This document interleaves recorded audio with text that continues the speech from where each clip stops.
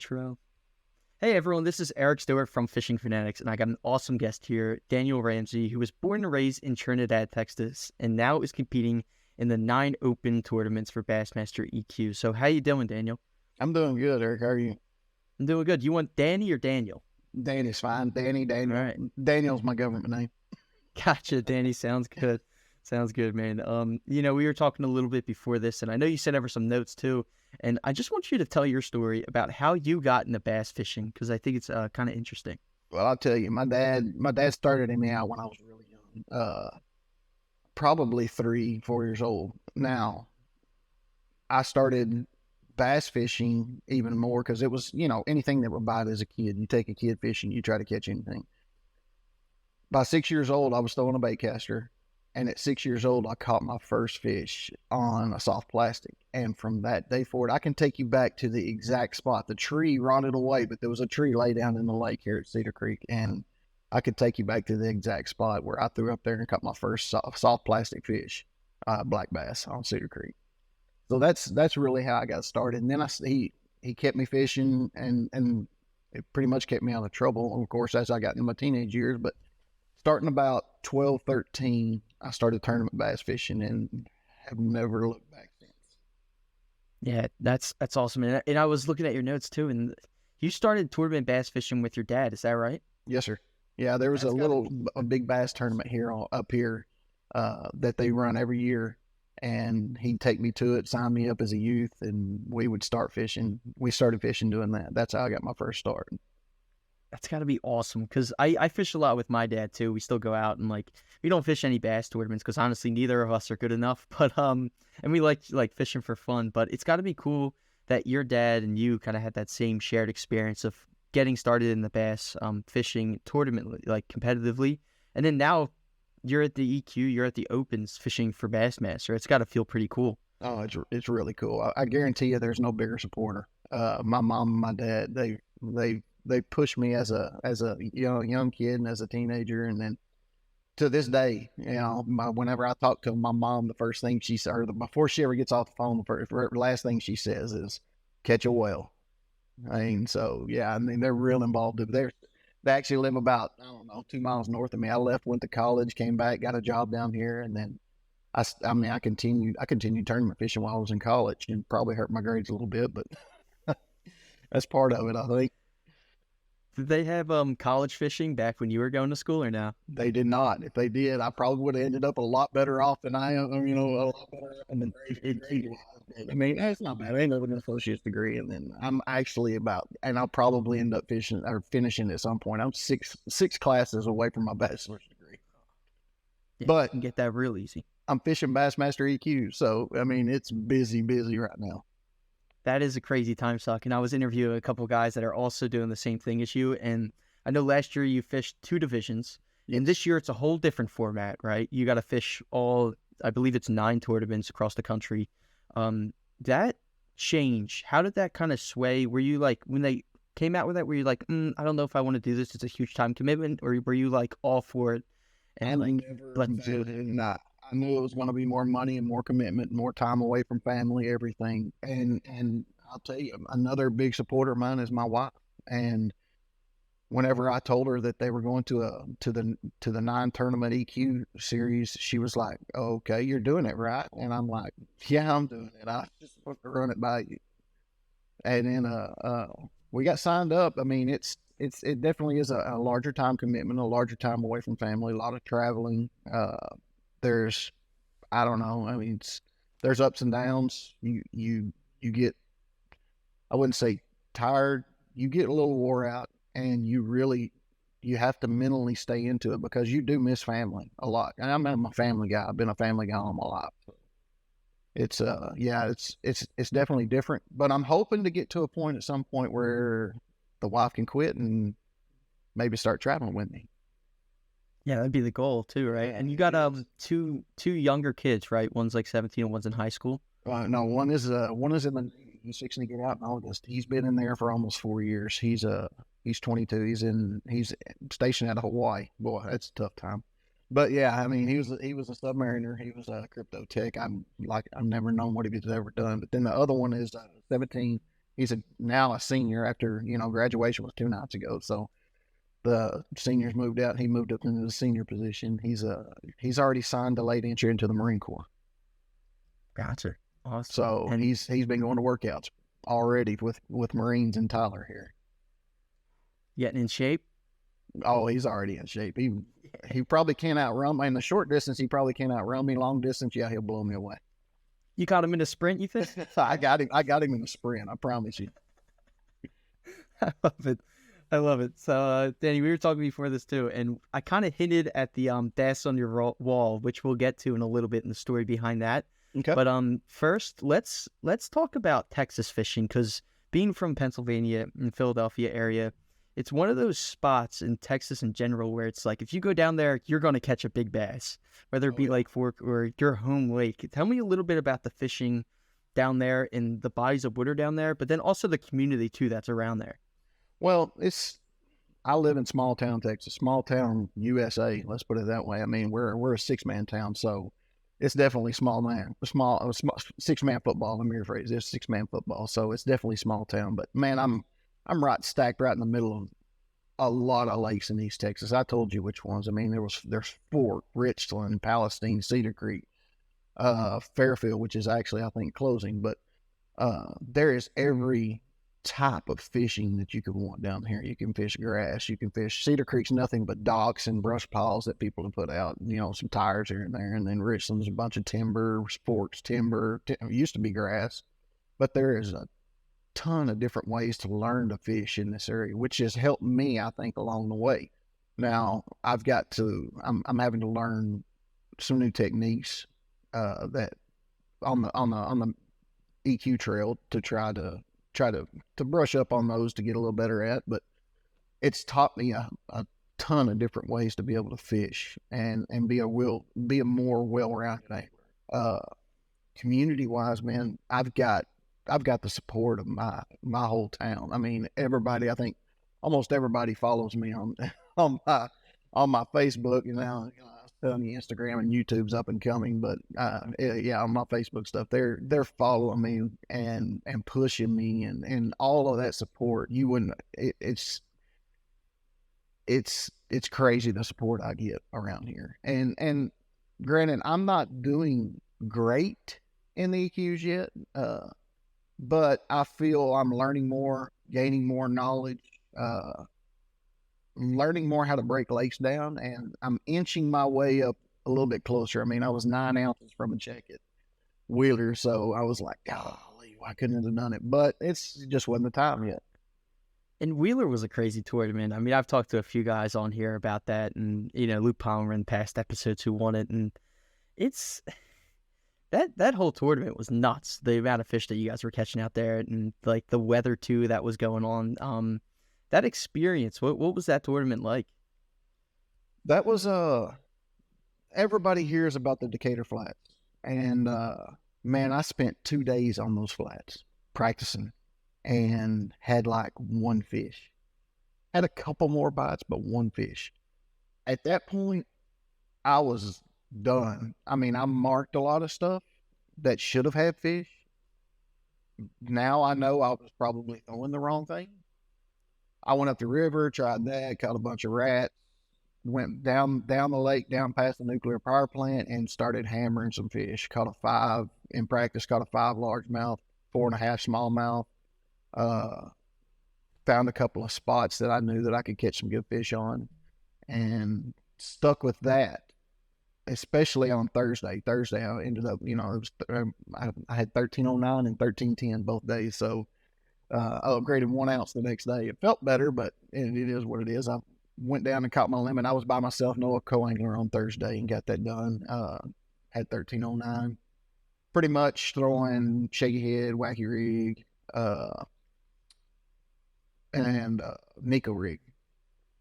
Then Friday rolls around, have a co-angler, and I told him what we were going to do. We went down there, and my co-angler, man, he throws a square bill up there, and I hadn't even chunked a square bill up in this little corner that I had, and had a little rock ledge in it. And man, he hammered out 3 fish, had one 3.5 pound smallmouth right quick. I had 1 fish in the boat, which is fine. I mean, I've done that numerous times, but The wind just had a position where he could make better casts because the wind was howling into that corner I was fishing. I ended up catching another one there and then moved on to another spot that I'd found. And this was 8:30, sun was already up, and I started chunking a buzzbait, and I chunked a buzzbait across some grass, and a 4.5 nailed it. So that kick-started my day a little bit better, and ended up filling out my limit in that cut. And I should have moved there. Shoulda, always woulda, coulda, shoulda. And if I'd have moved, I think 30 minutes to an hour earlier, I went back to the Decatur Flats because I knew there was a lot of fish being caught up there, especially when you drive by and you see 3 or 4 pods of 20 to 25 boats in one spot, and I'm like, man, I've got some spots marked up there. I ought to go check that. And, because I've got to do something to get bumped up, get that kicker fish. So we took off. We had about a 25-minute run back up there, and we got out on the flats again. And I had this spot that's it's just a low depression in those flats out there. And the grass cleared out a little bit, and there was some stumps scattered up through there for about a 200-yard stretch. I started hitting those stumps, throwing a wobble head with a black and blue sticko on it, a Bass Pro Shop sticko, and every stump I threw to, I was getting a hit. Culled 3 times, ended up getting 13-10, and ended up in 45th place on this last turn on Wheeler there. So, all right, and then one thing I was always wondering about, I've never really looked into it, but the co-anglers, do they just get like assigned to you? Or do you get to kind of pick and choose, being like, I want to fish with this guy? No, we can't pick and choose. So we all sign up on registration on Wednesday, usually Wednesday, unless it's a Wednesday, Thursday, Friday tournament. We have already had one of those this year, but I think that may have been the last one. We all sign up, and then Bass takes the co-anglers and randomly draws them for anglers all the way down from top to bottom. Now, there was only half the amount of co-anglers as there were anglers, so half the field on Thursday did not have a co-angler. Same on Friday. So what happens is usually is they're scattered out like every other angler, and then the next day they just move them down one spot, which goes to somebody that didn't have a co-angler. So it moves them all down one spot, puts them into another boat with another boater. So it's just pretty much, Bass that takes care of all that. And they just send us texts and stuff letting us know, contact information of the co-angler we'll have or whether we don't have one that day. Gotcha. Have you ever been in a tournament where like your co-angler's kind of crushing it and you were like, you know what, you can go ahead first. See what you can do. See what you can pull out of this spot real quick or not. I'll tell you what, I was on Ross Barnett last year, and we pulled up on this little spot. I'd caught a couple of fish there the day before. Nothing big, but man, I wasn't on a whole lot because man, that water is muddy. And we pulled up and there was some pepper grass out there. And my co-angler said, "Man, did you see them? You see them shad?" And I was like, "Yeah, I see them." I said, "But nothing's hitting them." He's like, "No, look below the surface." I was already past it a little bit, done fished around it, and I was like, "You see a fish? Throw, get them." And I just power pulled down. It kind of got me in an odd position because I'm facing away from it. There's a stopper street right beside me. He throws in there, and by the time I get a skinny dipper tied on, this guy has 9 pounds in the boat with 3 fish with a skinny dipper. And I'm like, wow. So I raised the power poles and I turned the boat a little bit so I can cast it a little bit. But I didn't push him out or anything. He still sit there and he cold like once or twice. I ended up catching one or two more, but man, that was something that I had to learn was, it's a little swim bait fishing. I'd never done much of that here in Texas. So yeah, it's one of the newer tactics probably, right? Swim bait fishing. And I'm big into like the Japan domestic market, like handmade kind of glide baits. Oh, yeah. But yeah, I know you guys probably could. That's something I'm trying to learn is the glide bait stuff. I've been starting to catch some here. Lake Athens, a little small lake down the road from me, and I can get out there and catch it. I just got to be able to transition to larger lakes. This is definitely a lot smaller lake, but yeah, the swim bait thing, it hasn't probably in the last 10 years it's really taken off. Yeah, it's kind of nuts. I'm a part of all those Facebook groups like Swim Bait Universe, Swim Bait Underground, and it's pretty cool to see with fish people catch on these like giant baits you would never think, but it's pretty cool. Yeah, you get 12-inch big old swim baits, and you'll catch a 12-inch fish sometimes on it, which is crazy. I've done it at the local river, just like a bait that I was like, honestly, I'm fishing for muskie probably, but like just tossing it in there, and then like it's probably like a 12-inch smallmouth comes up and bites it. And I'm like, what? That doesn't even make sense. Like, why Not would at that fish all. even like? They're just really aggressive. They are, man. They are. So, all right, let's talk about that fish on the wall that you have there. And I believe it is a shared lunker. Now, you caught this fish one time and it weighed 12 pounds, 5 ounces. Yeah. It's 12.65.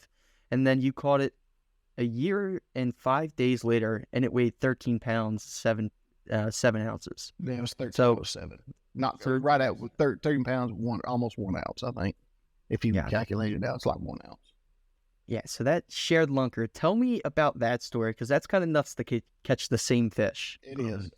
Apart. I was fishing media individual in 2020, and I pulled up to this dock. This dock's got about 16, 17 foot off the end of it. It's got some brush, and I chunked my shaky head that I make up under there and was working it back out and got a hit and set the hook, and I started fighting. I knew this fish was big, and she never jumped, so I didn't know exactly how big, and fought her, got her up there. At one point, I was thinking it was a catfish because she wasn't jumping, but got her up to the top, netted her, and I'm like, oh my gosh. So I called the tournament director. I'm like, hey, you mind if I come weigh this thing? I don't want to keep it in the live well all day. It's a big fish. He's like, yeah, come on. So I took off up there and I weighed her, and she ended up weighing 1265. Well, right then, right there, I've already got one fish for the day. I've got 4 more to go. So I release her and release her 4.5 miles away from where I had caught her. Went back, finished out my limit, 28-pound sack for the day. Fast forward, and I won the tournament. Fast forward 1 year, 5 days later in 2021, and I go back in the same tournament on the same dock stall, same dock poles I caught her off of the first time, and I flip a mark pack jig in there, working it out, got a hit, set the hook, and knew I had a good fish again.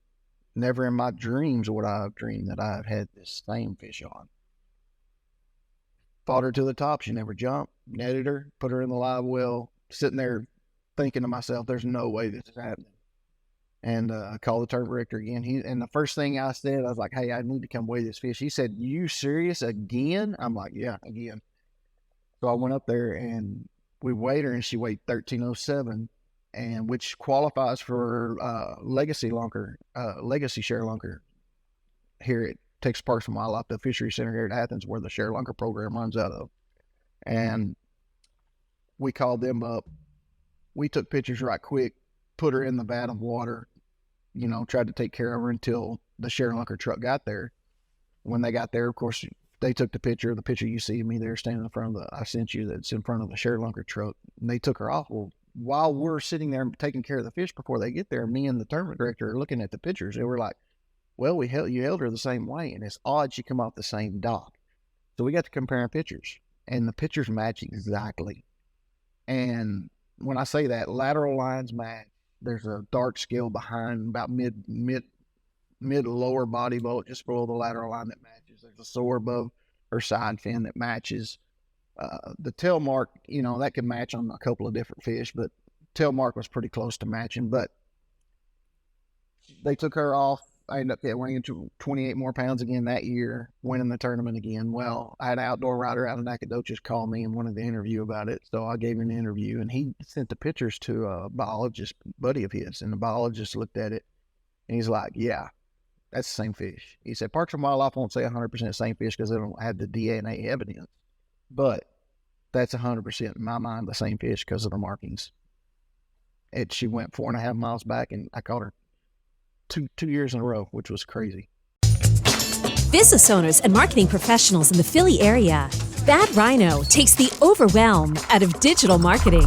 With tailored digital marketing services, from social media management to SEO and PPC advertising, our expert team navigates the complexities of the digital ad space for your business. Let Bad Rhino lead you to success. Visit badrhinoinc.com and let's take your business to new heights. Bad Rhino. We do digital marketing so you don't have to. That's insane, dude. Bass are, it's insane that, like, I can't even wrap my head around that you did that. You caught that same fish twice in the span of a year and 5 days. Like, that's insane. It is. It's bass, I guess. there's studies that go either way. Say they stay in an area you release them, or they go back to where they were. Well, I know they'll travel 4.5 miles back to their home spot. This one did anyways. They're very instinctive. I don't know if they've got certain sounds that they can key in on, because sound travels better underwater, So I don't know if there's certain sounds they can key in on and make it back to it, or if they just roam randomly until they find it. I don't know. I've never gotten in that deep of a study, but for her to make it back a year and 5 days later, me catch her, was astronomical odds, is what I would say. Yeah, man, definitely. I remember watching a YouTube video a while back where it's like, I feel like they were like, the bigger fish always find home. They always go to like where they're comfortable at. So it's interesting to see, like, this is a real example of like that fish is just like 5 miles away, no idea where it is, and it just goes home. One quick side note on this is that there's actually a badge hanging on the tail of that fish. They give us free plastic replicas. So if we donate the fish to ShareLunker, they take the eggs, they put them with a female or with a male. They drop their eggs, the male fertilizes it, then they take and they let us release the fish. And I've got pictures of that I can send you as well. But I released the fish back in front of the dock. Back in June, let's see, of 2021 still? Yeah, so the Classic was at Ray Roberts, and it was out of Fort Worth. Well, they presented our plastic replicas to us on the Bassmaster Classic stage. And I was still torn at the time between whether I was going to pursue the MLF side or if I was going to pursue the BASS side. Well, first thing I did was I went and talked to Gerald Swindle, and he had already pretty much convinced me. But then whenever I stepped out on that stage to receive my plastic replica, I was sold. I knew where I needed to be. Yeah, it's like unreal feeling. I remember Jeff Gussie, we had him on here, and like just seeing him walk across that stage, I was like, oh, that's pretty sweet. It's got to be a different feeling than like any other. I guarantee it. I want to be up there for a different reason. Granted, I got to go up there for this reason, but it was phenomenal just for this reason. I can only imagine what he felt like up in Tennessee whenever he claimed the Classic this year. It's got to be insane. And another point I wanted to hit on too. So, lived down in Texas, fishing tournaments down in Texas. Now you're traveling around to all these different places. I know St. Lawrence River's coming up on your schedule too. I'm going to be up there for a little family trip too, so hopefully I catch a couple fish up there. But how different is it from fishing in Texas to going to a place like the St. Lawrence River? I know you said you have a bunch of different lakes and a bunch of different styles down there in Texas. Is there any lake down there that kind of matches up with the St. Lawrence River? Not even close. We don't have real river system lakes here in Texas. If we do, I mean, I hadn't found them, but I've fished a lot of lakes in Texas, but nothing to that, even nothing to the standards of Wheeler, the Tennessee River. I've never had to fish something where there was that much, and the current didn't really start till about Thursday or Friday, because I think the wind got right and it wasn't fighting the current. I was up the river a couple of days practicing, and that current was pushing down pretty hard. So, but it wasn't transitioning out into the lake real well. So, but Thursday, Friday, it started to. Now, St. Lawrence, I'm assuming we can probably double that, maybe triple it on the current amount. I've never done any kind of fishing like that. I've got to get up there, spend my time on the water. And I understand how the current works and understand where the fish are going to set up. I really am just going to have to go spend the time, find the bait, find some of the right spots to be able to put some fish in the boat. And it's not anything that, some people let it get in their head. I'm not going to let it get in my head. I want to get up there and catch the fish, so I'm going to put even more time into it just to make sure I do. Absolutely. And I know I talked to a couple of people, and the research that they do before the tournament actually lasts a lot longer than I thought. So how much research are you doing on a lake like that? I know you got one open in between, and then you got the St. Lawrence River, but leading up to a tournament like that, man, what kind of research you pulling? Man, every evening, if I'm not fishing a local derby or something like that here close, or on the weekend, if I've got extra time, it's sitting in my recliner watching YouTube or on Google Maps and Google Earth Pro, and just, I don't put too much merit into fishing reports and things like that, because you never know if it's the right thing or not. Videos are kind of hard to hide things. So Yeah, you spend some time, and mainly it's not, I don't do it to locate where anybody was fishing. I do it more of the fact of to try to figure out what lures, styles. They give you bits and pieces of information of where the bass were set up compared to rocks, boulders, stumps, docks, whatever you're fishing at the time, sandbars, shell beds, just things like that to try to pick up on to kind of even break it down some into seasons to know about where they're going to be. And from that, I mean, it's pretty much all your extra time is spent researching just to try to get a little bit of a leg up and learn more, because I am at a little bit of a deficit not knowing much about, river system lakes. Yeah, absolutely. And I can only imagine the amount of notes you have and the amount of time you spend on Google Earth. It's A lot of notebooks. Yeah, absolutely. Cool, Danny. Let's wrap this up here. I always like asking people what's your PB largemouth and PB smallmouth? I assume the largemouth is the 13-pounder you caught, but I'm not sure. It's my personal best largemouth is 1307 that I had caught in Lake Palestine just down the road. My personal best smallmouth was a little over 4.5 pounds, and I caught her out of Cherokee last year during practice, of course, not during the tournament. So yeah, it's a little over 4.5, but I'm hoping to break that by at least a pound, maybe a pound and a half come July. Yep, absolutely. I've seen some videos about the St. Lawrence River, so hopefully you can get up there and do that. The last thing here is I want to give you the floor to shout out any social medias, any website, or where people can basically check out your story and follow you along as you excel through your career. All right, yeah. I mean, it's pretty simple. Like I said, YouTube. I'm probably going to find somebody like you that can handle the YouTube side of the things, do some editing. But the YouTube, the Instagram, and the Facebook. The Facebook is updated most of the time because I'm an older guy and I got to learn some of this stuff. But it's all under Danny Ramsey Fishing. All three of us will be. Cool. I'll link all that in the description, and good luck on your upcoming tournaments here, and definitely want to check in with you down the road after the season, possibly get a nice season recap for you and how you did, and That'll work. Kind of talk about that. I really appreciate you asking me to come on. I enjoyed it. Absolutely, man. Appreciate the time. You bet, man. You just listened to the Fishing Fanatics podcast with your host, Eric Stewart. Feel free to check out our other podcasts and our other interviews on our channel on Spotify, YouTube, and much more. Check out our Instagram page, TikTok, and Facebook as well.